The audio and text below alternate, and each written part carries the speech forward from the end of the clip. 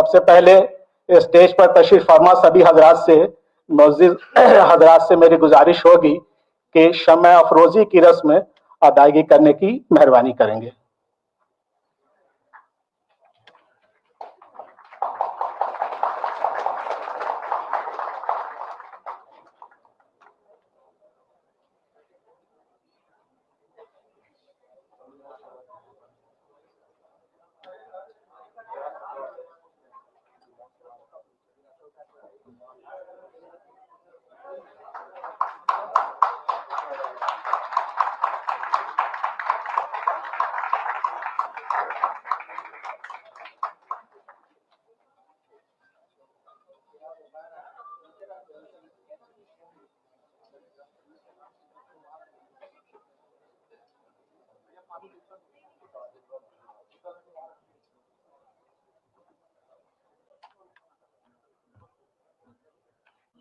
नीतीश कुमार साहब वजीर आला बिहार, मोहतरम जनाब तेजस्वी प्रसाद यादव जी नायब वजीर आला बिहार, मोहतरम जनाब विजय कुमार चौधरी साहब वजीर खजाना हुकूमत हिंद बिहार हुकूमत बिहार, मोहतरम जनाब इसराइल मंसूरी साहब वजीर हुकूमत इंफॉर्मेशन टेक्नोलॉजी महकमा बिहार, मोहतरम जनाब मोहम्मद जमा खां साहब वजीर महकमा अक़लियती फलाह, जनाब दीपक कुमार साहब वजीर आला के प्रिंसिपल सेक्रेटरी, जनाब एस सिद्धार्थ साहब प्रिंसिपल सेक्रेटरी महकमा कैबिनेट सेक्रेटेरिएट, जनाब अहमद महमूद साहब डायरेक्टर उर्दू, यहाँ इस हॉल में मौजूद उर्दू की दुनिया और तालीमी दुनिया के सभी मुअज़्ज़िज़ हस्तियां जो यहाँ मौजूद हैं, मैं उनके शुक्रिया के साथ उनका यहाँ इस्तकबाल करता हूँ। यहाँ जितने नौ मुंतखब उर्दू मुतरज्जिम ख़वातीन व हज़रात हैं और सभी मेहमानान, मीडिया के हमारे नुमाइंदे, सबसे पहले मैं मोहतरम वज़ीर आला बिहार का दिली शुक्रिया अदा करता हूँ कि उनके हुक्म से ये इंतखाब जो हुआ आपका नए मुतरज्जिमीन का वो पूरा हुआ और आज इस पुरवकार तकरीब में आपको तकर्रुरी का नामा दिया जा रहा है।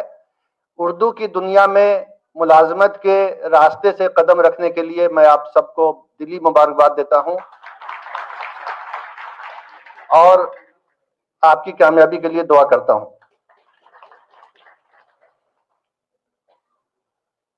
मैं समझता हूं आपकी मौजूदगी से जिलों में, सब डिवीजन में और ब्लॉक की सतह तक उर्दू के फरोग में बहुत ज्यादा मदद मिलेगी।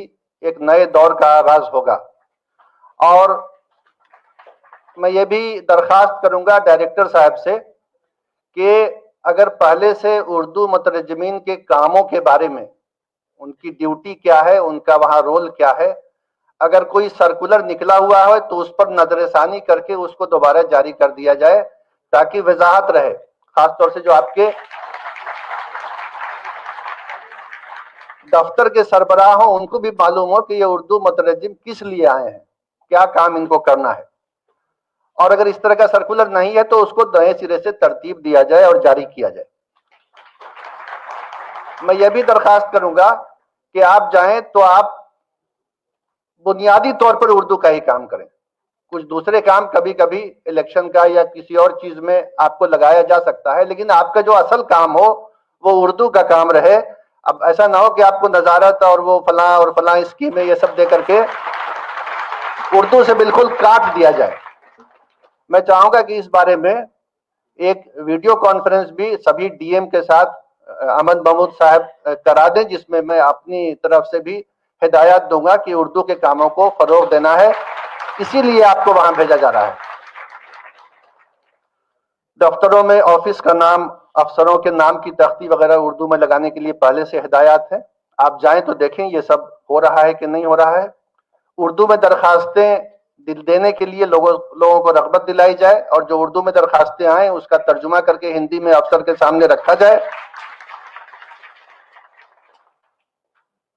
उर्दू डायरेक्टरेट ने जिला स्तर पर, जिला की सतह पर उर्दू के बहुत से नए काम शुरू किए हैं।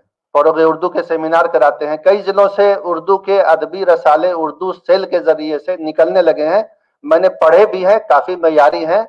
तो इस तरह की चीजें जो है, जो मकामी सतह पर अदबी सरगर्मियां, आप सब उर्दू अदब के तालिब इल्म रहे हैं और डिग्रियां रखते हैं, तो कुछ न कुछ उर्दू के दोस्त हर जगह आपको मिलेंगे। आप उनके बीच तहरीक पैदा कर सकते हैं, उनको रग़बत दिला सकते हैं, शौक दिला सकते हैं कि छोटे छोटे मुज़ाकरे, छोटे छोटे सेमिनार, वर्कशॉप, अदबी महफिलें वहां पर आरास्ता हो, ताकि उर्दू का एक माहौल बने। भाषा संगम मैगजीन पाबंदी से निकलती है। भाषा संगम मैगजीन की एक कॉपी हर उर्दू मुतरजिम को, नायब मुतरजिम को उर्दू डायरेक्टरेट की तरफ से जरूर भेजी जाए,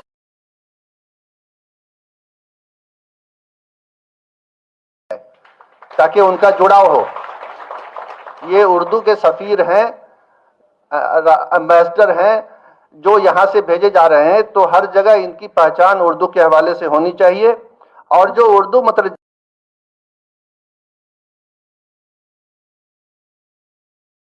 है, उनको मैं ये भी कहूंगा कि आप अपने रोजमर्रा के काम में, रोजमर्रा की बातचीत में उर्दू बोलिए। उर्दू में उर्दू के सही अल्फाज, सही तलफ़्फ़ुज़, सही मखरज के साथ बोलिए, ताकि उर्दू जबान की मिठास, उसकी खूबसूरती लोगों पर वाज़े हो। और साथ ही ये भी ख्याल रखिए कि उर्दू आप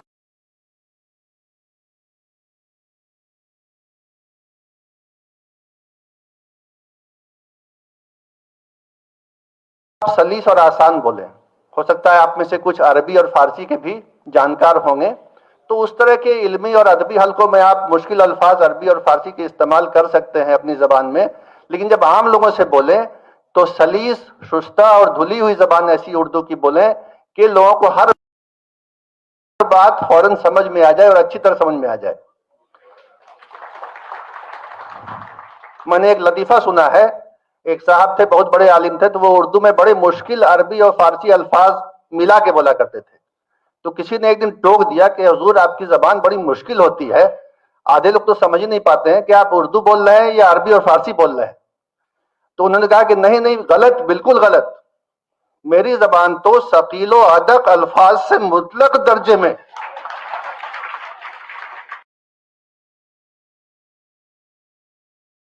सकीलो अदक अल्फाज से मुतलक दर्जे में मुनज़्ज़ा है, मुसफ़्फ़ा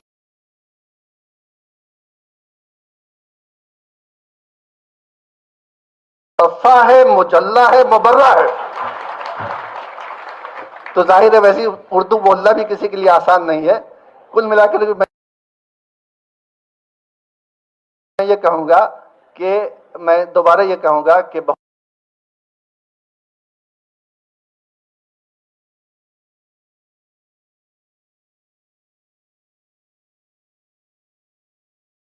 बहुत उर्दू दुनिया को बहुत मुबारक हो कि उर्दू के मुतरजमीन जा रहे हैं और रियासत के गोशे गोशे में जा रहे हैं, हर जगह जा रहे हैं। और मैं आप सबको दोबारा मुबारकबाद देता हूं। और मोहतरम वज़ीर आला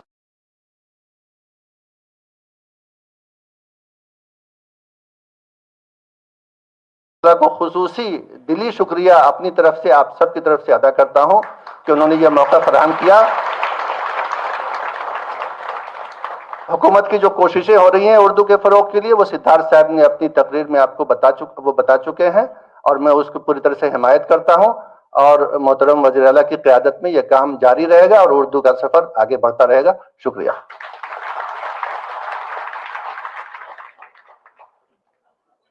शुक्रिया सर। उर्दू की मिठास के बारे में किसी शायर ने बहुत खूब कहा है, बात करने का हंसी तौर तरीका सीखा, हमने उर्दू के बहाने से सलीका सीखा। अब जो मेन फंक्शन हमारा है वो मुअज़्ज़िज़ वज़ीर आला मोहतरम के हाथों जो हमारे उर्दू के ट्रांसलेटर्स और असिस्टेंट ट्रांसलेटर्स आए हैं, तो हम लोग वक्त की कमी की वजह से यहाँ पर 10 लोगों का तकर्रुरनामा स्टेज से हम लोग देंगे। बारी बारी से आपका नाम हम लोग पुकारेंगे, तो आप लोगों से गुजारिश होगी कि आप वहां पर जो है तो यहाँ पर आने की जहमत करेंगे।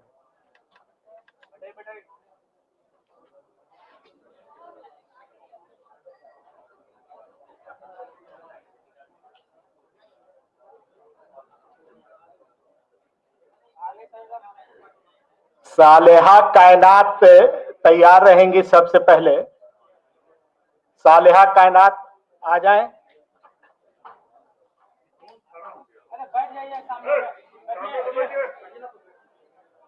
इसके बाद संतोष कुमार हैं। इसके बाद सामने से बैठो। संतोष कुमार, देखिए संतोष कुमार ने सर ने उर्दू में इन्होंने ग्रेजुएशन किया और आज इनको हम लोग अपॉइंट कर रहे हैं सर।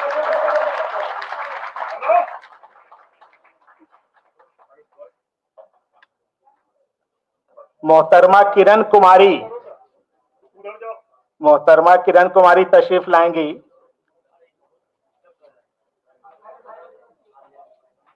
मोहतरम नूरुल सलाम इसके बाद आएंगे।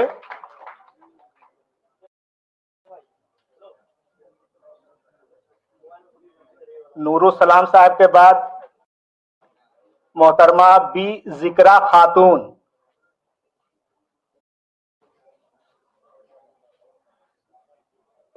जिक्रा खातून साहिबा।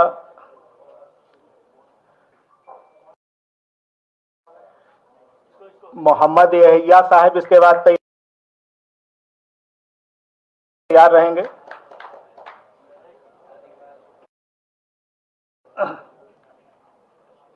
मोहतरमा शबनम परवीन इसके बाद आएंगी।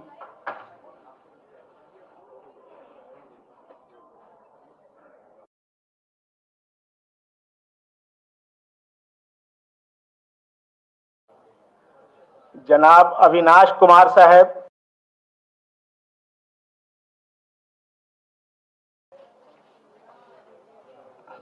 तैयार रहेंगे।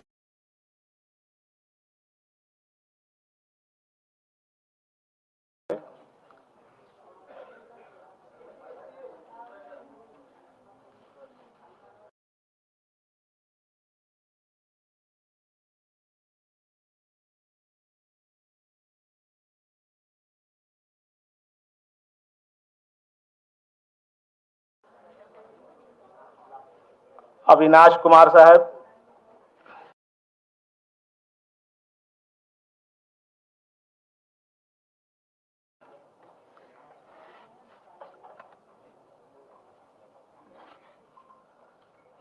मोहतरमा बुशरा हबीब,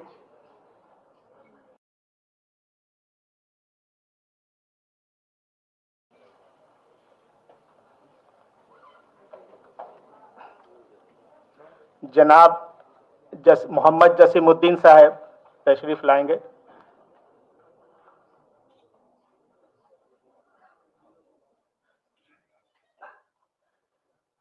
बाकी कैंडिडेट्स का हम लोग इस तकरीब के इख्तिताम पर हम लोग तकर्रीनामा इसी हॉल में बांटेंगे, तो आप लोग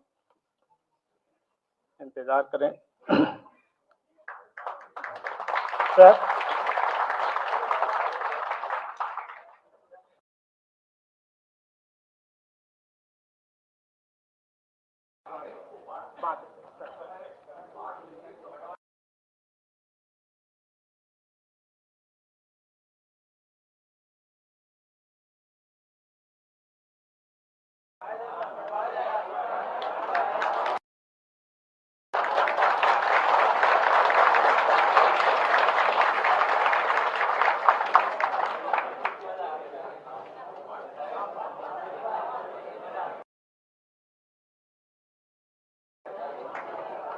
बाकी लोगों को बता दें।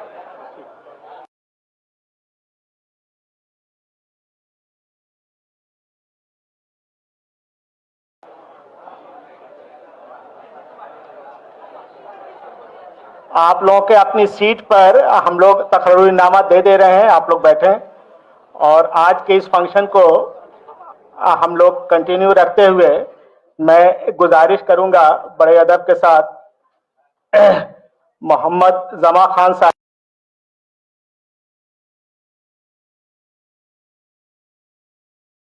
से कि सर यहाँ पर तशरीफ लाकर हम लोगों की हौसला अफजाई करेंगे सर।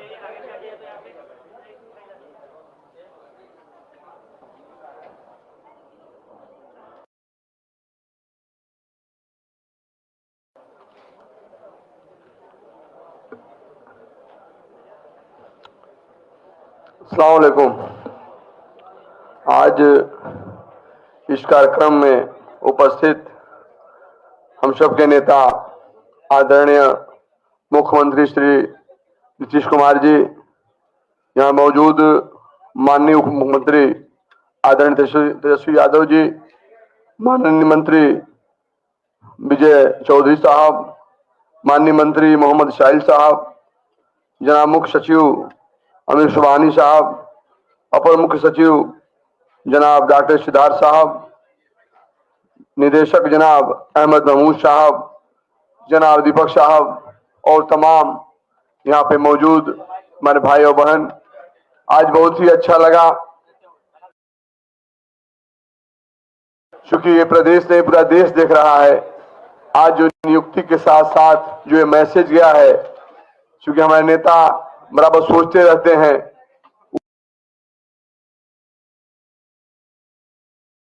उर्दू के लिए। मैं आप सबसे गुजारिश करना चाहता हूं कि उर्दू से हम लोग भी बहुत दूर हो गए हैं। अपने बच्चों को हम लोग उर्दू की तालीम कराएं, क्योंकि मैं देखता हूं अक्सर जहां भी मैं जाता हूं उर्दू से हम लोग काफी दूर होते चले जा रहे हैं।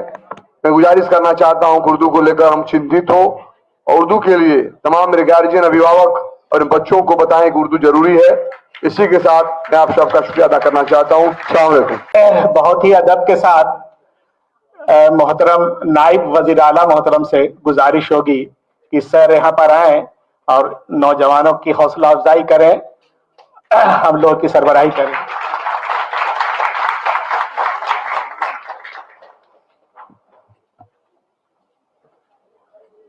उर्दू अनुवादक एवं अन्य उर्दू कर्मियों का नियुक्ति पत्र वितरण समारोह में उपस्थित बिहार के मुख्यमंत्री आदरणीय श्री नीतीश कुमार जी, माननीय वित्त मंत्री श्री विजय कुमार चौधरी जी, माननीय मंत्री जमा खान जी, माननीय मंत्री मंसूरी साहब जी, मुख्य सचिव बिहार जनाब आमिर सुबहानी साहब जी, अपर मुख्य सचिव वित्त विभाग डॉक्टर एस सिद्धार्थ जी, जनाब अहमद मसूद साहब जी, श्री दीपक कुमार जी मुख्यमंत्री के प्रधान सचिव, श्री गोपाल सिंह जी मुख्यमंत्री के ओएसडी, जनाब मोहम्मद इरशादुल्लाह साहब जी, जनाब सैयद अफजल अब्बास साहब जी, जनाब प्रोफेसर इम्तियाज अहमद साहब जी, प्रोफेसर आलमगीर साहब जी, अंसारी साहब जी,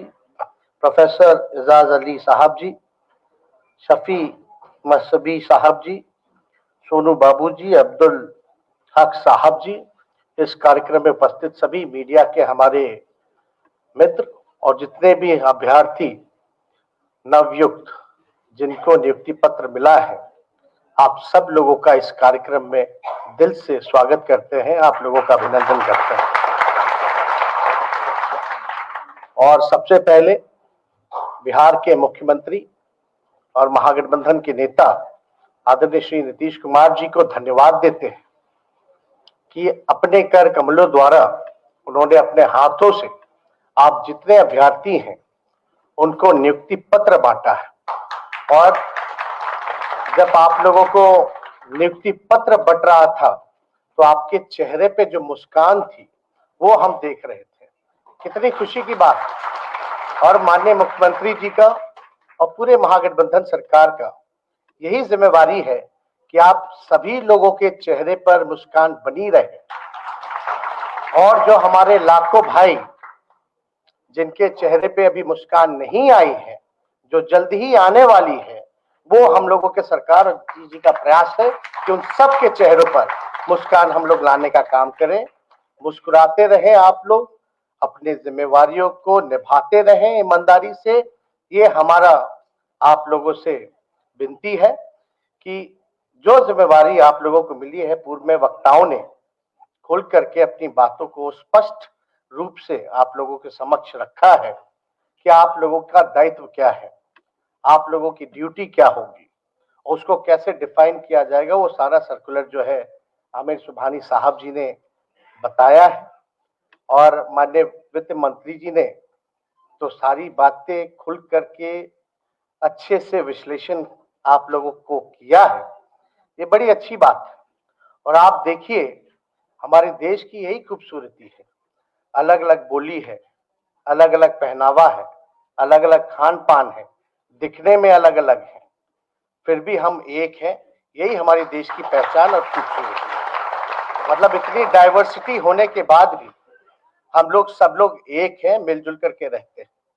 और जाहिर सी बात है कि उर्दू से मीठी जुबान और कोई नहीं है। जो तहजीब की बात है, जो भाषा है, सुन करके माहौल बन जाता है। अब ये आप देखिए, कितना बढ़िया कार्यक्रम चल रहा है, इतनी खुशी की बात है, तो इसमें दो राय कहीं नहीं। और हम लोगों का प्रयास यही है कि सभी लोगों को, क्योंकि देश में सबसे बड़ी समस्या जो है बेरोजगारी की है।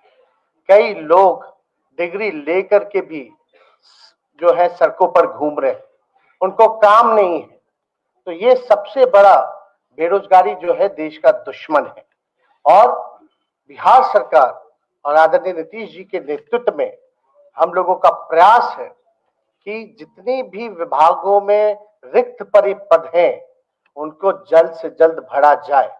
और जब रिक्त पदें भरी जाती हैं तो उससे विभाग जो है और मजबूत होता है, स्ट्रेंथ होता है, उसको बल मिलता है। तो इस काम में हम लोग सब लोग लगे हुए, और नियुक्ति पत्र वितरण हर जगह, हर डिपार्टमेंट में हम लोग जो है, हम लोगों ने शुरुआत की है। और आप सब लोग जो है थोड़ी देर पहले अभ्यर्थी थे, अब जो है सरकारी कर्मी हो चुके हैं। तो एक नया पड़ाव जिंदगी का और एक नई जिम्मेवारी के साथ आप लोग यहाँ से लौटेंगे। हमारी पूरी शुभकामनाएं आप लोगों के समक्ष, आप लोगों के साथ है। आप लोग अपने जिम्मेवारियों को बखूबी ढंग से निभाइए। और ये खुशी जो है, जो देखने को मिल रहा है, ये जो भाईचारे की खुशी है, मिलजुल करके रह रहे हैं, इतना हम जरूर कहेंगे। नीतीश जी के रहते हुए, महागठबंधन सरकार के रहते हुए, ये भाईचारा, अमन, चैन और शांति कायम रहेगा। आप सब लोगों का बहुत बहुत दिल से धन्यवाद करते हैं और अपनी बात को यहीं समाप्त करते हैं। जय हिंद, जय बिहार।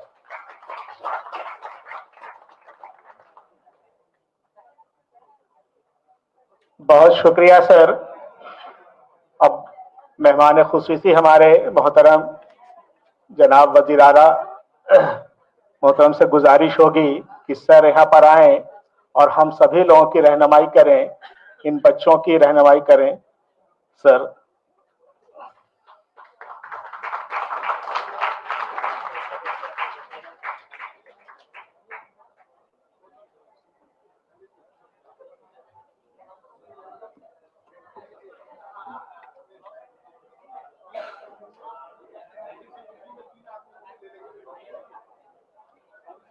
आज के इस कार्यक्रम में उपस्थित माननीय उप मुख्यमंत्री श्री तेजस्वी प्रसाद यादव जी, माननीय मंत्री वित्त विभाग, वाणिज्य कर विभाग और संसदीय कार्य विभाग श्री विजय कुमार चौधरी जी, माननीय मंत्री अल्पसंख्यक कल्याण विभाग जनाब मोहम्मद जमा खां साहब, माननीय मंत्री सूचना प्रावैधिकी विभाग जनाब मोहम्मद इसराइल मंसूरी साहब, यहाँ उपस्थित मुख्यमंत्री के प्रधान सचिव श्री दीपक कुमार जी, बिहार सरकार के माननीय मुख्य सचिव जनाब अमीर सुभानी साहब, अपर मुख्य सचिव मंत्रिमंडल सचिवालय एवं वित्त विभाग डॉक्टर एस सिद्धार्थ जी, सूचना एवं जनसंपर्क विभाग के सचिव श्री अनुपम कुमार जी, मुख्यमंत्री के ओएसडी श्री गोपाल सिंह जी, बिहार राज्य सुन्नी वक्फ बोर्ड के माननीय अध्यक्ष जनाब मोहम्मद इरशादुल्ला साहब, बिहार राज्य शिया वक्फ बोर्ड के माननीय अध्यक्ष जनाब सैयद अफजल अहबाब साहब, माननीय अध्यक्ष बिहार राज्य हज कमेटी जनाब अब्दुल हक साहब, माननीय पूर्व अध्यक्ष बिहार राज्य हज कमेटी जनाब इलियास हुसैन उर्फ सोनू बाबू, मौलाना मजरुल हक अरबी व फारसी विश्वविद्यालय के माननीय कुलपति प्रोफेसर मोहम्मद आलमगीर साहब, प्रति कुलपति मौलाना मजरुल हक, अरबी व फारसी विश्वविद्यालय, प्रोफेसर ईद मोहम्मद अंसारी साहब, उर्दू परामर्शदात्री समिति के माननीय पूर्व अध्यक्ष जनाब सफी मसदी साहब, सुप्रसिद्ध इतिहासकार एवं पूर्व निदेशक खुदा बसूद oriental public library professor Imtiaz Ahmad साहब, पूर्व कुलपति मौलाना मजरुल हक, अरबी व फारसी विश्वविद्यालय, मोहम्मद एजाज अली अरशद साहब,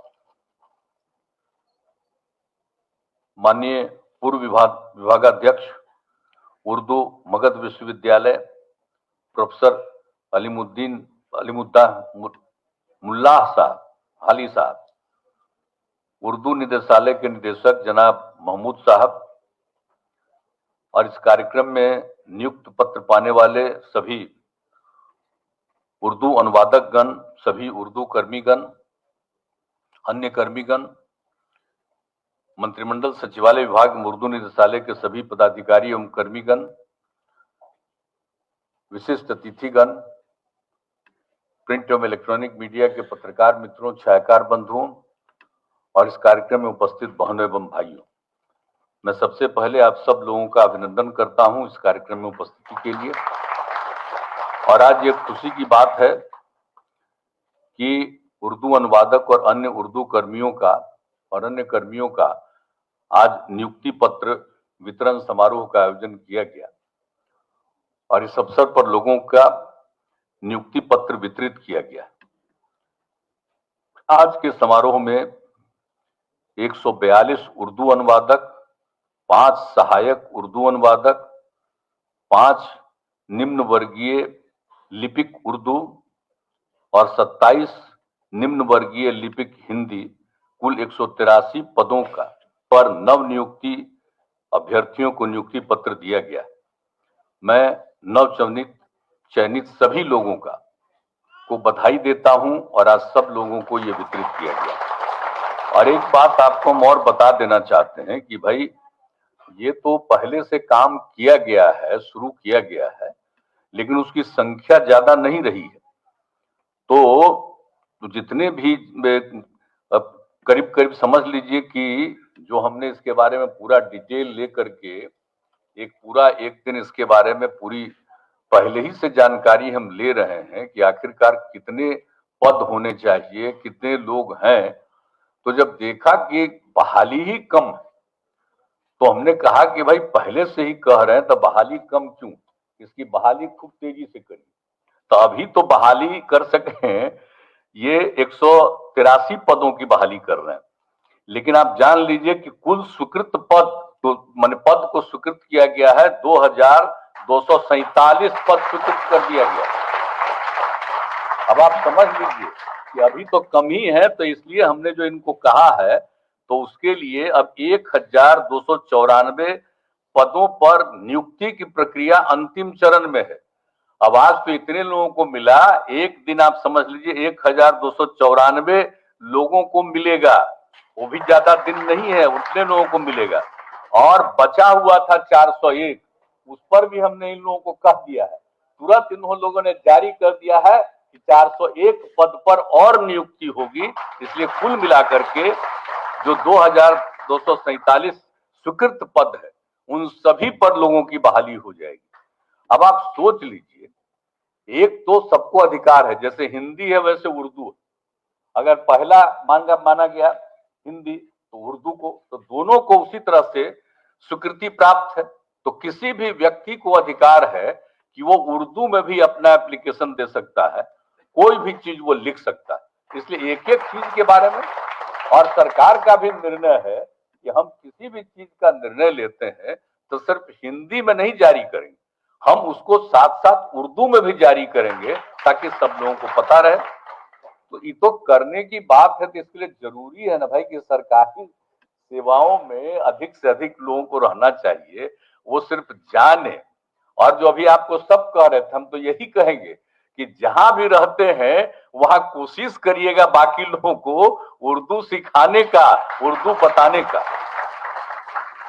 आप समझ लीजिए हमारा बचपन का ये अनुभव है, हमारे यहाँ नहीं था, बाद में तो हमको हुआ कि नहीं साहब एक तो होना चाहिए था, और अगर हिंदी के साथ साथ उर्दू के शब्दों को जानेंगे तो और ज्ञान बढ़ेगा और भी ज्यादा होगा। तो इन सब चीजों के चलते हम लोग तो शुरू से ही लगे हुए हैं। और आप समझ लीजिए कि 2008 में ही हमने क्या किया, 2008 में ही हमने तय किया कि भाई जितना भी स्कूल सब जो है उन सभी जगहों पर इनकी भी बहाली होनी चाहिए, उर्दू के लिए भी सब लोगों को, ताकि यही नहीं कि जो उर्दू पढ़ रहे हैं और उसके लिए उर्दू शिक्षकों की बहाली हो तो है ही, लेकिन उसके अलावे भी जो माध्यमिक विद्यालय उसमें भी एकदम कर दीजिए, ताकि जो दूसरे लोग हैं उनको एक इच्छा हो जाएगी, और जब उर्दू भी जानने लगेंगे तो सबका ज्ञान बढ़ जाएगा और उससे से ज्यादा वो हर शब्दों की जानकारी उनको हो जाएगी, हर चीज को जानेंगे। अब उसके लिए तो हमने उसी समय शुरू करा दिया गया। तो अभी तो हम एक दिन और हम समीक्षा कर रहे थे, तो हम तो जितना चाहते हैं अभी उतना बहाली नहीं किए। तो जरा चीफ सेक्रेटरी साहब आप बैठे हुए हैं, प्रवचन तो अच्छा दिए लेकिन भूल गए हैं आप तो 2007 से मेरे साथ थे यहाँ, अब भूल गए कि किस तरह से हमने 2008 में ऐलान कराया। तो अब आपको चीफ सेक्रेटरी हम बनाए हुए, अब आपका काम है देखना कि हर जगह वो बहाली भी करवाइए। हम तो बोलते रहते हैं, अब आपके बगल में बैठे हुए इनको पूछिए, ये भी चीफ सेक्रेटरी थे, अब हम लोगों के साथ है तो हमने इनको कह दिया है, सबको कह दिया है। ये सारे लोग जो हमारे अधिकारी बैठे वो सबसे पूछ लीजिए, हम सबको कहते रहते हैं भाई मैं इतना आदमी को कहा बहाली करवाइए, आज शुरू में ही कम में तो पूरा बहाली नहीं करवा पाया, ये ठीक नहीं, और ज्यादा बहाली करवाइए, सब लोगों की बहाली हो जाएगी, भाई सब पढ़ेगा। आजकल जो एक माहौल कायम करने की कोशिश हो रही है वो तो गड़बड़ माहौल करने वालों का है, लेकिन हम लोग तो चाहते हैं समाज में कभी किसी भी प्रकार का विवाद नहीं हो, कोई झंझट नहीं हो, आपस में प्रेम का और भाईचारे का भाव रहे। तो याद करिए ना 2005 से हम यही शब्द बोलते रहे और उसके लिए हम लोग करते रहे। तो उसी समय हमने कहा कि भाई और करिए, तो हम तो आग्रह यही करेंगे कि भाई जो बचा हुआ है अब सब स्कूलों में भी, यानी प्राथमिक विद्यालय सब जगह देख लीजिए, करवा दीजिए, छोड़िए मत, अधिक से अधिक लोगों को लगा दीजिए, एक टीचर कम से कम रहेगा। भाई अब तो मान लीजिए कि उर्दू पढ़ने वाले हैं, उर्दू उनको तो पढ़ाएगा ही, लेकिन उसके अलावे बाकी लोग जो है जो उर्दू को नहीं जानता वहां रहेगा, तो उसमें से बहुत लोगों का की इच्छा होगी कि हम भी जरा सा उर्दू के बारे में जाने, और लोग सीखेगा। किसी दिन उर्दू के बारे में भी उसको कि भाई जितने लोग उर्दू को जानना चाहते हैं तो फला समय आइए और आपको उर्दू के बारे में बताया जाता। तो ये सब चीज हो जाएगा तो लोगों को ज्ञान होगा ना भाई, पूरा चीज होगा ना। तो इसलिए उस चीज पर भी जरा सा कृपा करके ध्यान दीजिएगा। जितना बढ़िया आप बोलते हैं उतना ही बढ़िया मेरी इच्छा को लागू करवा दीजिए, हमारी यही इच्छा है आपसे। हमको पूरा का पूरा हम करते रहते हैं। तो अब जानते ही हैं दिल्ली वाला कब क्या कर देगा क्या नहीं करेगा कोई ठिकाना है, लेकिन हम तो नहीं छोड़ने वाले आपको, जब तक हम नहीं छोड़ने वाले, ये पक्का जानिए आप। तो इसीलिए हम जो कह रहे हैं उसको भी जरूर लागू करवा दीजिए, तो मुझको व्यक्तिगत रूप से एक प्रसन्नता हो जाएगी कि कोई भी आदमी ने, सबको, बच्चों को, नई पीढ़ी को, लड़के लड़कियों को उर्दू के बारे में भी जानकारी हो जाएगी, तो बड़ा अच्छा रहेगा। हिंदी, उर्दू और अंग्रेजी भी पढ़वाते हैं भाई हम लोग, और भी सब लोगों को देते हैं। तो ये सब चीजों को जानेगा तो ज्ञान कितना बढ़ेगा, बहुत ज्ञान बढ़ेगा। तो इसलिए इन सब चीजों के बारे में जरा सा हमारा यही रिक्वेस्ट है कि इसको जरूर कर दीजिएगा। और सब तरह से तो आप जानते ही हैं कि हम लोगों ने जितना भी काम किया, और पहले खाली उर्दू के बारे में सोचिए तो मदरसा की क्या स्थिति, उसका तो विस्तार ही नहीं कर रहे थे लोग, और हम लोगों ने कहा कि भाई और मदरसा है उसको शामिल करिए, तो बहुत सारे मदरसों को शामिल किया गया। अभी कुछ लोगों पर और जांच कर रहे हैं, बहुत लोगों का रिपोर्ट नहीं आ रहा है, कुछ नहीं आ रहा, तो हमने इन लोगों को कहा कि उसको भी जरा तेजी से ध्यान दीजिए, अधिक से अधिक मदरसा का हो जाएगा। और जो पढ़ाते हैं, अब आप सोच लीजिए ना, उसमें और सब चीजों को भी पढ़ाइए, एक एक चीज को, खाली उर्दू को नहीं पढ़ाना है, बल्कि उर्दू के अलावे बाकी सब चीजों के बारे में भी उनको जानकारी दीजिए। सब कुछ को जानेगा, सब पढ़ेगा, वो सब शुरू करा दिया गया है। और उसके साथ जो बोलिए, जो पढ़ाते हैं उन लोगों को पैसा कितना मिलता था, न के बराबर क्या हाल था। लेकिन अब हम लोगों ने मदरसों के लिए भी जो कर दी, इसके लिए भी जो कर दिया, उसमें वही कर दिया जो शिक्षकों को बहाली मिलती है, जब जो पैसा मिलता है वही रेट हम लोगों ने उनके लिए भी तय कर दिया, जो सरकारी है और जिसको मान्यता प्राप्त है, उनको भी वही पेमेंट अब हम लोग देने लगे। तो आप जरा सोच लीजिए कि जब हम लोग कर रहे हैं तो हर किसी चीज का विस्तार हो, विकास हो, खूब आगे बढ़े, अन्य चीजों का भी ज्ञान हो जाए। और आपको तो आजकल तो समझ लीजिए, पहले तो 1128 मदरसा था, अब 1942 चल रहा है।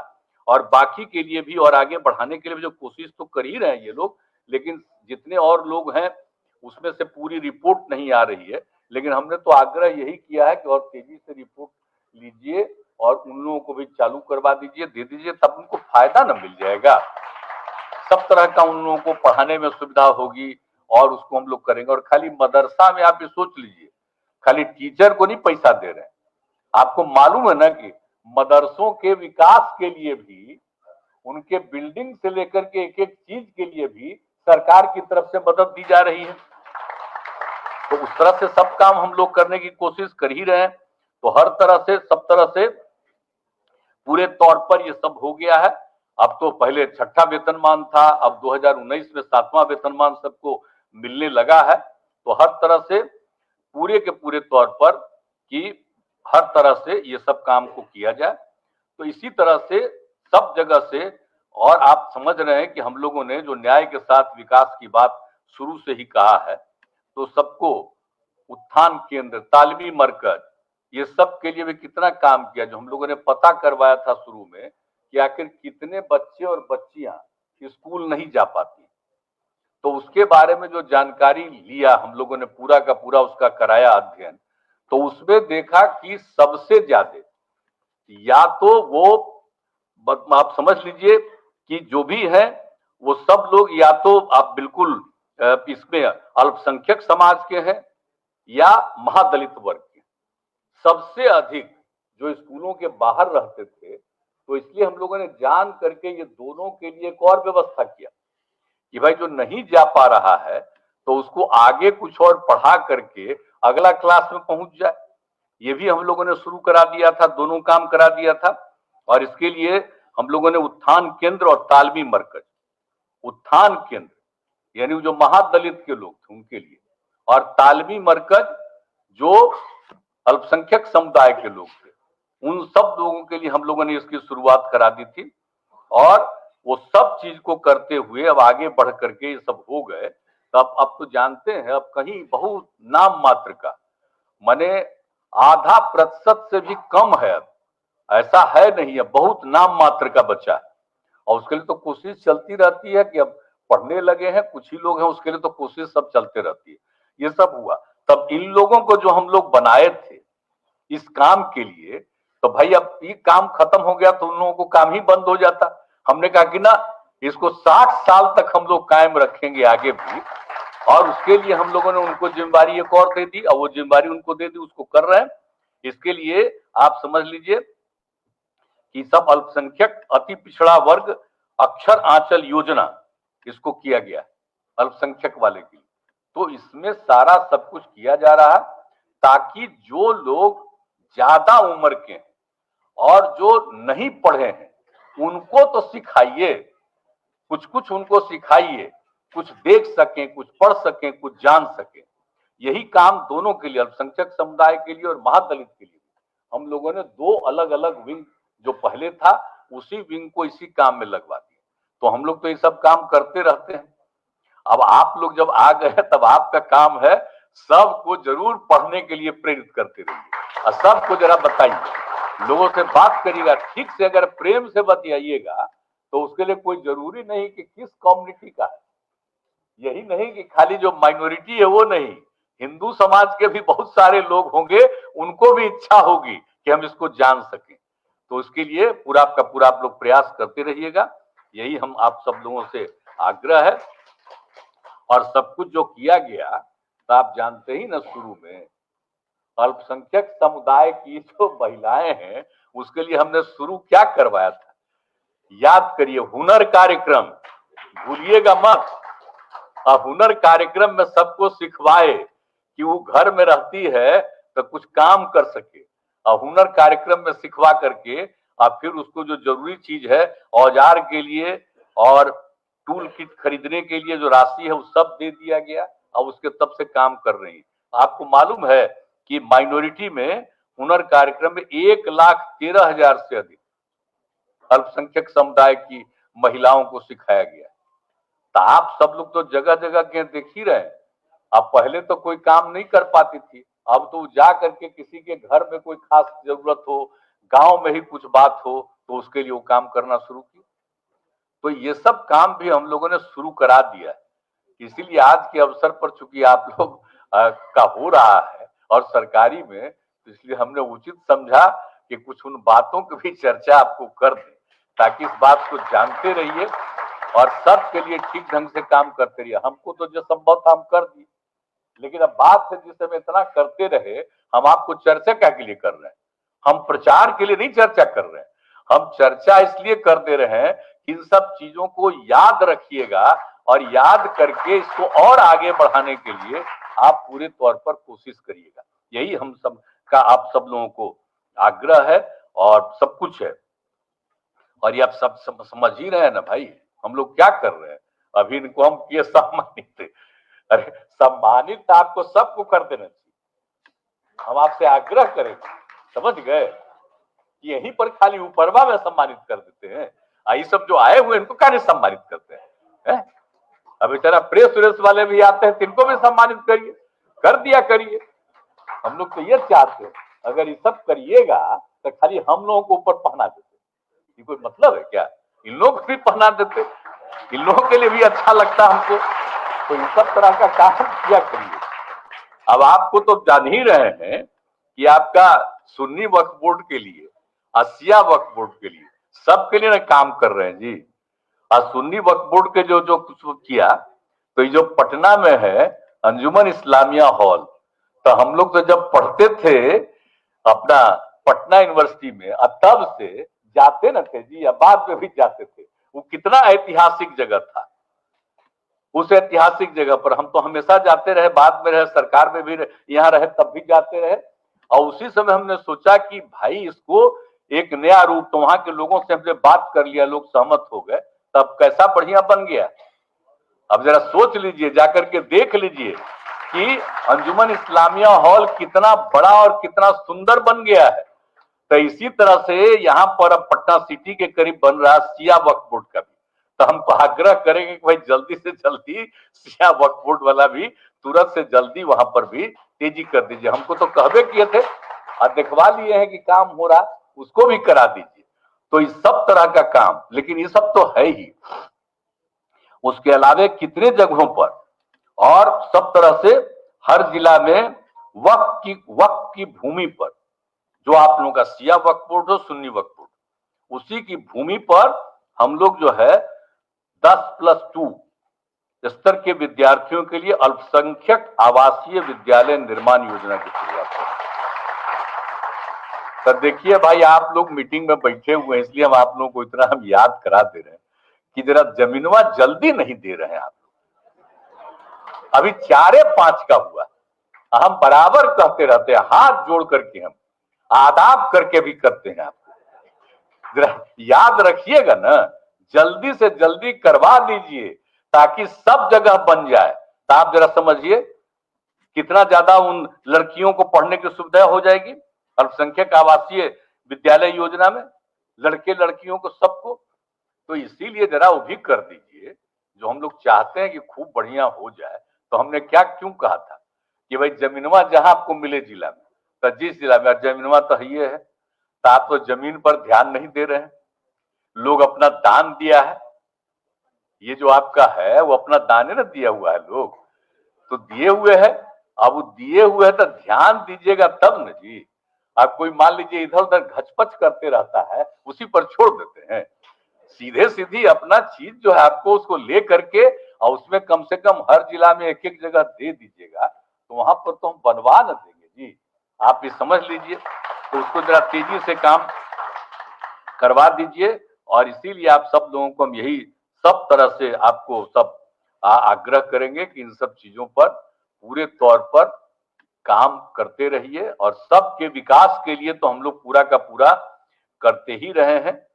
और अब तो आप जानते ही न हैं, सबको माने लोगों को काम मिले इसके लिए भी तो हम लोगों ने तो सबसे पहले शुरू कर दिया था 1912-13 में। अब जो शुरू किए थे अल्पसंख्यक रोजगार ऋण योजना, तो वो तो चल ही रहा था शुरू में, तो 5 लाख रुपए तक का मैक्सिमम उनको ऋण दे रहे थे। अब 5% उसको दर मिल सकता था। लेकिन बाद में जो हम लोगों ने शुरू किया 18 में, अनुसूचित जाति और अनुसूचित जनजाति के लिए एक शुरू कर दिया हमने योजना, 18 में शुरू किया और उनको दे दिया कि भाई इनको मिलेगा 5 लाख रुपया, इनको मिलेगा माने बिल्कुल, और 5 लाख रुपया ऋण के रूप में मिलेगा जिस पर कोई उनको ये पैसा नहीं लगेगा। तो इसीलिए ये शुरू किया। बाद में हमने उसको अति पिछड़ा के लिए शुरू कर दिया 2020 में कर्पूरी जयंती के अवसर पर। और बाद में हम लोगों ने सोच लिया कि भाई इतने लोगों का नहीं, सबका करेंगे। जितनी महिलाएं हैं, कोई भी जात की हो, किसी भी धर्म समुदाय को, सबके लिए उनको यही सुविधा दे देंगे। और बाकी जो बच गए लोग, किसी भी जात किसी भी धर्म समुदाय के, उनको भी हम लोग देंगे। तो उनको बाकी सबके लिए तो कर दिया। ये तीनों का जिक्र जो हमने किया आपको, और उसके साथ जो महिलाओं का, चाहे वो किसी धर्म किसी जात की हो, उनके लिए भी हम लोगों ने कर दिया कि साहब आपको उनको पूरा 5 लाख रुपया का अनुदान और 5 लाख रुपया का ऋण उनको दिया गया। तो उसमें कोई भी उसमें लगता नहीं था, पैसा उनको नहीं दिया जाता था। और उसके बाद कोई उसको ब्याज दर नहीं लगता था, बिना ब्याज दर के उनको दिया गया। और बाकी जो बाकी लोगों के लिए किया गया, इनके अलावे सारी महिलाओं और फिर उसके अलावा अनुसूचित जाति, अनुसूचित जनजाति और अति पिछड़ा।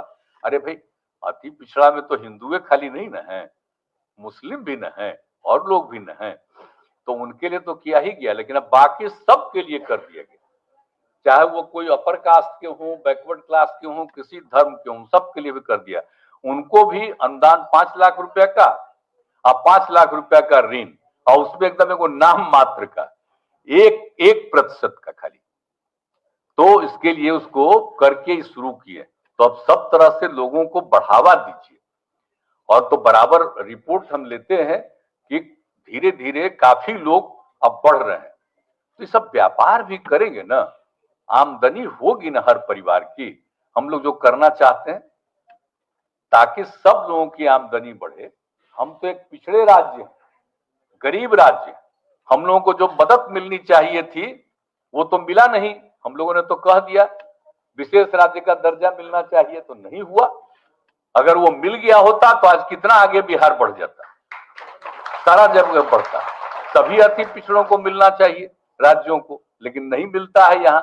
तो भाई आप जितना हम लोग कर रहे हैं कोशिश कि इसको आगे बढ़ावें, ये कोशिश करें। और आजकल तो प्रचार प्रसार हम तो हर बार कह ही देते हैं। अरे आप सब लोग को तो मालूम है कि झूठे प्रचार प्रसार में लगा रहता है, कहीं कुछ हो रहा है, गरीब गुरबा राज्यों में कहीं कुछ हो रहा है, तो इसीलिए कुछ होता नहीं है। लेकिन प्रचार प्रसार पूरा होते रहता है। तो हम लोग जितना काम करते रहे हैं और कितना काम कर रहे हैं, तो ऐसे ही सब मीटिंग होता है तो चर्चा कर देते हैं। अब आप लोग खाली याद रखिए, अब आजकल तो चल गया है सबका, तो मोबाइले पर ना सब चल रहा है जी सब ट्वीट करते हैं। हम अथवा बोल देते हैं ताकि अपना नोट कर लीजिए और आपस में ही ट्वीट करते रहिए, एक दूसरे को बताते रहिए। कहा कि बाकी सब तो प्रचार होता था, वो तो प्रचार अब होगा नहीं। तो इसलिए इन सब चीजों की चर्चा आपको यहाँ पर जितना काम किया जाता है कर रहे हैं, करते रहेंगे हम लोग। लेकिन अब आप लोगों को जो आज काम मिला है और लोगों को काम मिलेगा, आप पूरे तौर पर सबको ठीक ढंग से सिखाइए। और मेरी तो व्यक्तिगत इच्छा ही नहीं है, अधिकांश लोगों की इच्छा आज आप सुन रहे थे कि सबको जानना चाहिए। आप इस भाषा के बारे में भी, उर्दू के बारे में भी ठीक ढंग से सब लोगों को जानकारी हो जाएगा, सब चीज की जानकारी होगी, सब सीखेंगे और उनका ज्ञान बढ़ेगा, बहुत आगे बढ़ेंगे। तो इसलिए आज जो ये कार्यक्रम सब लोगों के लिए हो रहा है और उसी अपनी भाषा में कोई एप्लीकेशन देते हैं, उन सब लोगों को देखना और हर तरह का काम करना। और हम लोगों का जो दोनों भाषा के बारे में पहले ही कह दिया, तो उसमें भी सब लोगों का ज्ञान और बढ़े और सब एक दूसरे के बारे में जाने, तो उसी के लिए हो रहा है। आज तो आपको बता दिए हैं और इसी तरह से काम करिए। तो आप लोगों से उम्मीद है कि सबको जरा बताइएगा ना, पढ़वाइएगा ना उर्दू। हाथ उठा के बताइए। चलिए, बहुत बहुत धन्यवाद।